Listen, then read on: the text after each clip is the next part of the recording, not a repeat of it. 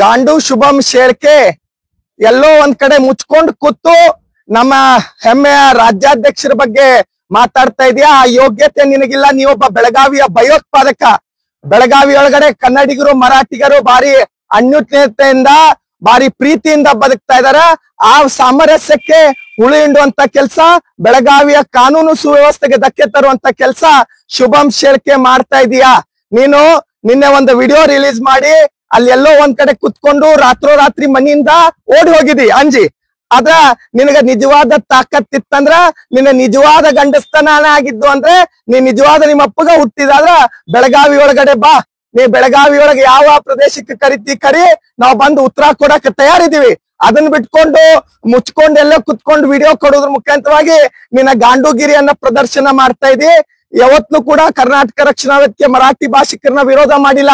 ನಮ್ಮ ಹೋರಾಟ ಏನಾಯ್ತಂದ್ರು ಮಹಾರಾಷ್ಟ್ರ ಏಕೀಕರಣ ಸಮಿತಿ ವಿರುದ್ಧ.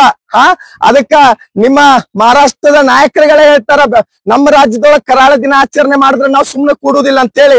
ಹಂಗ ಇವತ್ತು ನಮ್ಮ ನಾಯಕರು ಕೂಡ ಹೇಳಿದಾರ, ಇಲ್ಲಿ ಯಾವುದೇ ಕಾರಣಕ್ಕೆ ಕರಾಳ ದಿನಾಚರಣೆಗೆ ಅವಕಾಶ ಕೊಡ್ಬೇಡ್ರಿ ಅಂತ ಹೇಳಿ. ಅದಕ್ಕ ನೀ ಈ ರೀತಿಯಾಗಿ ಉತ್ತರ ಕೊಡ್ತಿ. ನೀನು ದೊಡ್ಡ ಸಾಮಾಜಿಕ ಕಿಡಿ ಇದಿ, ಸಮಾಜದ ದೊಡ್ಡ ಕ್ರಿಮಿ ಇದಿ, ಭಯೋತ್ಪಾದಕ ಇದಿ.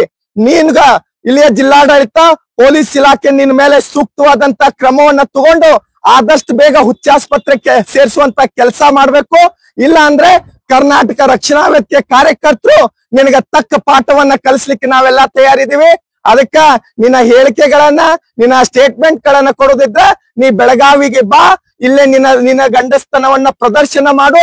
ಅದಕ್ಕೆ ಉತ್ತರ ಕೊಡಕ ನಾವು ಕೂಡ ಕರ್ನಾಟಕ ರಕ್ಷಣಾ ವೇದಿಕೆ ಕಾರ್ಯಕರ್ತರು ಸನ್ನದ್ಧರಾಗಿದ್ದೀವಿ.